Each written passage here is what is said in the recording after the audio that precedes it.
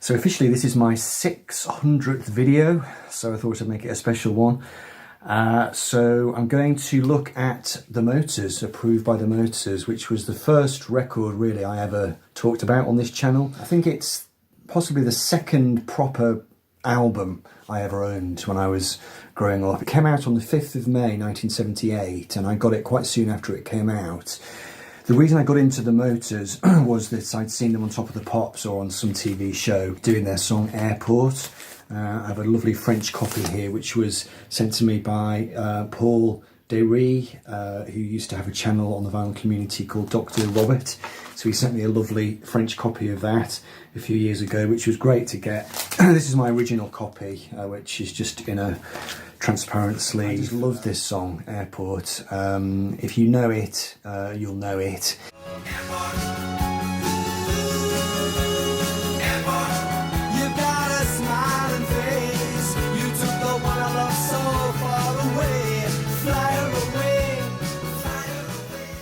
It's a kind of weepy power pop ballad, and it has this very distinctive string synth intro and a piano, some lovely chords, and it tells the story of a guy who's basically helping his ex-girlfriend with her bags, taking her bags to the airport. It's such a strange, touching song. She's dumping him and yet he's accompanying her to the airport and he's carrying her bags. You know, the opening verse, he sings, so many destination faces going to so many places where the weather is much better and the food is so much cheaper. I help her with her baggage, but her baggage is so heavy. I hear the plane is waiting by the gateway to take my love away. And it's sung by Andy McMaster, who he is, in this, I don't know, this lovelorn voice, Scottish voice. Andy McMaster is from Glasgow. He puts his heart and soul into it. It's got this lovely bridge section. I can't believe that you really want to leave me, and it's getting me so. It's getting me so. It goes into this great rousing chorus with the backing vocals singing Airport, and it's quite dramatic. It's almost got a sort of touch of Roy Orbison about it, but it's definitely 1970s, late 1970s power pop, and just has some lovely keyboards in it. Great keyboard solo, piano solo halfway through, this lovely arpeggiated piano solo, and then this great fade out where he's singing Airport over and over again, you know, fading out into the distance. It was a song of such desolation. As I said, I was only 7 years old at the time, but it really got to me, that thing. I always liked sad songs. I think that was the thing.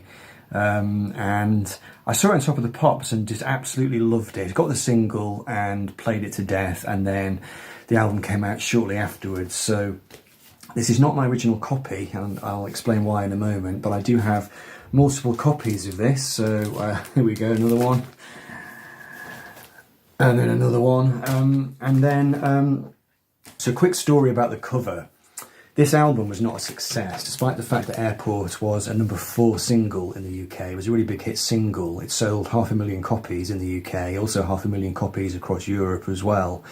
But the album, for some reason, apparently there is a reason why the album didn't sell. Got to number 60 in the UK charts for 1 week and then dropped out. I think it charted, might have charted in Sweden as well, but it was not a hit album.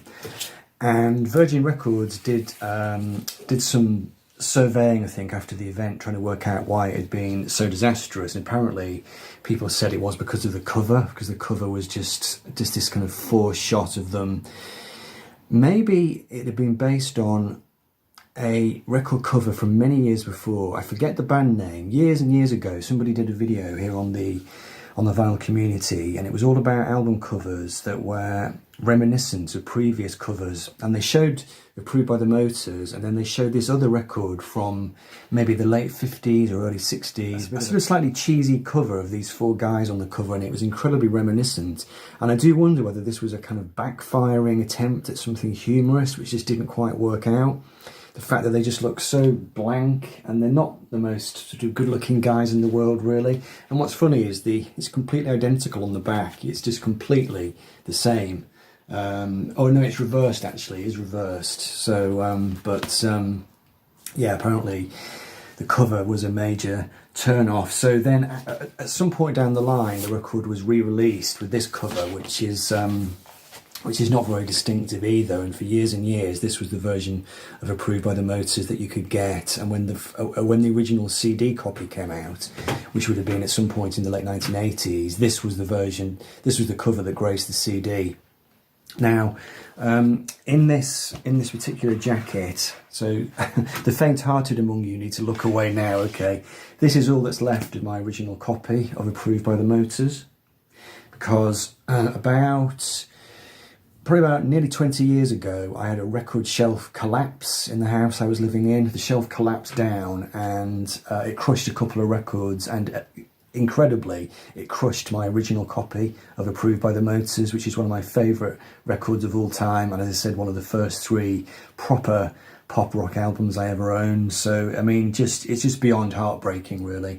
I appear to only have kept one fragment of it. I'm not entirely sure why, but anyway, because of that, because of the deep psychological damage that caused, I now, every time I see a copy of Approved by the Motors, I always have to pick it up. So, that's why I have all these multiple copies. Cherry Red did a good job a few years ago of releasing all the Motors back catalogue on compact disc, so I now have the updated version of it. And they reverted back to the original cover, so not just on the actual CD itself, but on the disc. They've also done the disc as the picture, which is quite nice. So they did a really good job, Cherry Red. Not just this album, they did the first Motors album as well, and the third one, Tenement Steps. They were all brought out on CD, so that was great. The first Motors record, which I have here, which was the second one I got the second record first, which is Approved by the Motors, and then I bought Motors 1 at some point after that. This record actually had been, I think this got into the top 40 pretty much, and the single Dancing the Night Away had been a fair hit. I think it was a good radio hit. I know John Peel really liked it, and going back to this record after hearing Approved by the Motors was a bit of an eye-opener, because the Motors essentially started out as a pub rock band. Nick Garvey and Andy McMaster had been in Dux Deluxe and a few other groups as well, and they sort of teamed up.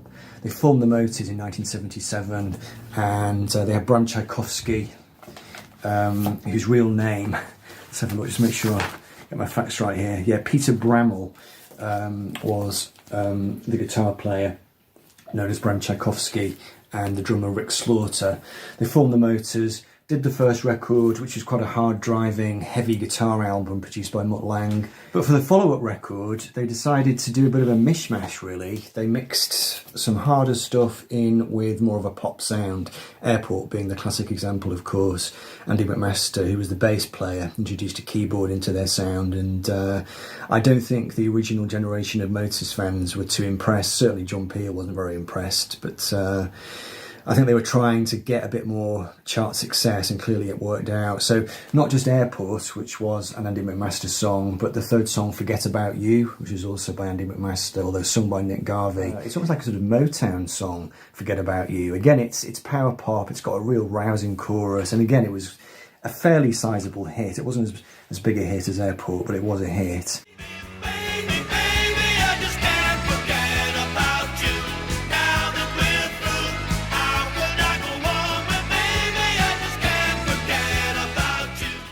This is the inner sleeve, which has an older photograph of them, and then some liner notes there, which obviously I remember devouring. And here's the lovely blue Virgin label. So in retrospect, it's come to be known as a bit of a lost classic, really. I was just looking at some reviews, and apparently Rolling Stone magazine decided to nominate it as one of their 20 favourite 1970s albums that you've never heard. They decided to give it that accolade. But at the time, actually, it was quite well reviewed, despite the fact that, as I said, I think the original generation of Motors fans who'd come on board for Motors 1 were not too impressed by the way it had gone down a more kind of pop route. But the original reviews were actually not too bad at all. There were some quite good notices. Rolling Stone called it a near-perfect LP of pure pulverising pop. Robert Christgau found it an enormous improvement on the debut. So, yeah, I mean, I absolutely loved it.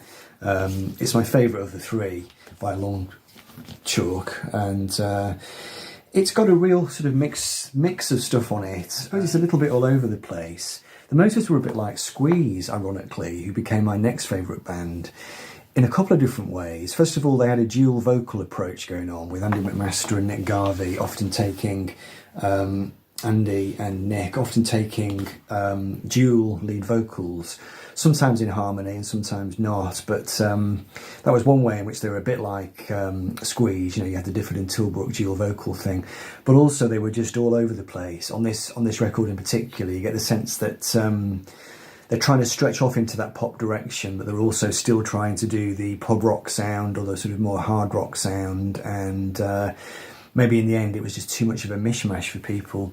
Amazingly, I've learnt this quite recently, in fact, that Airport was not the first single from the record. The first single was Sensation, which is really strange because Sensation is a great song, but it's not an Airport. I mean, you think that Airport, to me, just absolutely screams out hit single, but no, Sensation was chosen as the first single, backed with the Andy McMaster song The Day I Found a Fiver, which is quite good fun.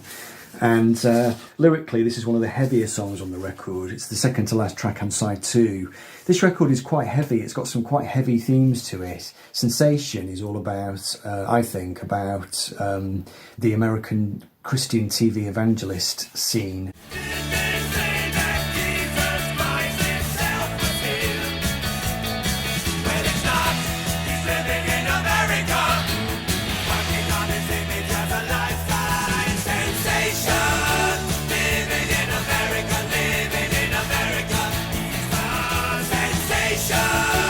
Did they say that Jesus Christ himself was here, but he's not? He's living in America, working on his image as a life-size sensation. It is a really good song, but I don't think it's as strong a single as Airport. But anyway, that was the first single. And the other single from the record was the Andy McMaster song Today, which is the final song on the record, which is a bit of a sort of weepy love song, really, with maybe a slight protest song element creeping into it. Quite a slow song, really. I don't really understand why they went for that one as a single. There were some other contenders from this record. The obvious one would have been the second track on side 2, Soul Redeemer, which has another slightly sort of Motown-y feel to it, and a really great hook to it, some really great lyrics as well. All about a guy who's just been moping around and, you know, living a life of misery, and then he meets the girl of his dreams, and it has this great rousing chorus. Thank you for my life, Soul Redeemer. I want to think about the love in me. Don't you know it came so easily? Yeah, just very rousing, very fists in the air. Just a great power pop moment, really. Very winsome. And really sort of, I think, you know, demonstrated Andy McMaster's way with the tune, really. A bit of a Paul McCartney way with the tune. So, but yeah, and then you've got this sort of other side to the record, Mama Rock and Roller, which is the second song on side 1, which features, I think that one's got a Nick Garvey, Andy McMaster dual vocal on it. Sounds to me like it's maybe about a kind of Janis Joplin female rock star. Yeah, she's due on stage for the show. She's sort of dying in the gutter with a heroin needle stuck in her arm. Last night, singing in the rain, but tonight, a needle in the vein. Read all about it, read in the news. Got a front page photograph. Rock and roll queen, try to kick the blues. Spend a dime if you've got some time to laugh. Quite a sort of heavy lyric, and a really great guitar riff as well, really sort of oily guitar riff, courtesy of Bram Tchaikovsky. Some really intricate vocal harmonies, but done with a lot of power.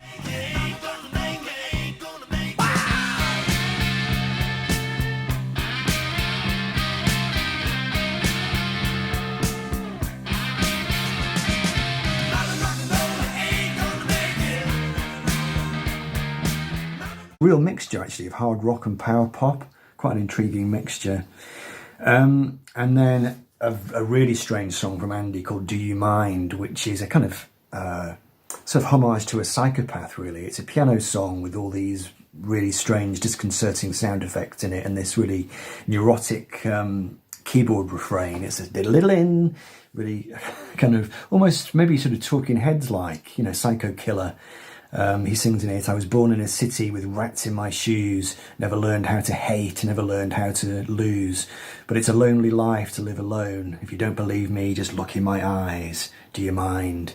And Andy, during the fade out, Andy goes into all this really sort of hyperbolic, sort of screamy, disturbing vocal effect. It's a really dark and strange song. Nothing like Airport, nothing like Forget About You. So this is what I mean. It's a bit all over the place, the record, but in a good way. I think it does work. The final track on side one, You Beat the Hell Out of Me, is just a full-on, fast, sort of hard rock song, more like the stuff on the first album. Side 2 starts with Breathless, which is just a really good pumping kind of AOR song, really.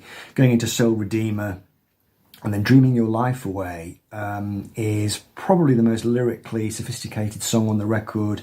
I think it's a song about the death of the 60s dream, essentially, and they're singing about maybe the members of one particular family who have all allowed the dream to atrophy. Some really, really interesting stanzas in it. Sweet Lorraine is making with cocaine. It gets her way up high, it seems. Uncle Lou just don't know what to do, so he decides to fake a dream. He takes another tranquilizer and takes his TV set to bed for a late night show romance with the real world going on inside his head.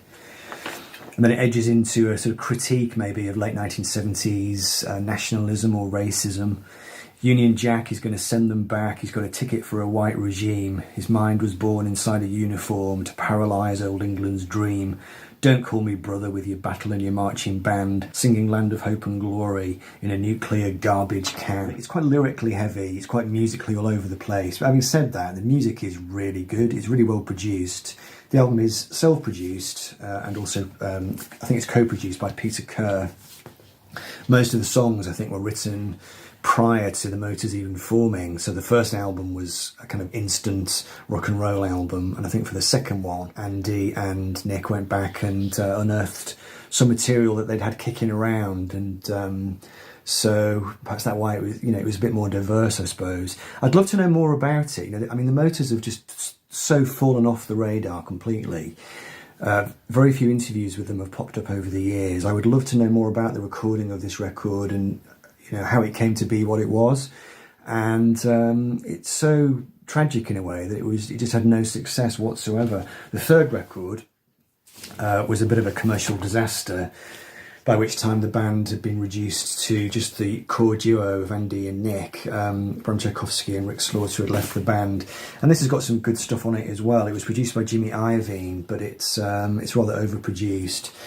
For my money, I think Approved by the Motors is the strongest of the three. I think the first record is a bit one-dimensional. And the third one is a bit overproduced. But I think with this one, I think this is the one to get.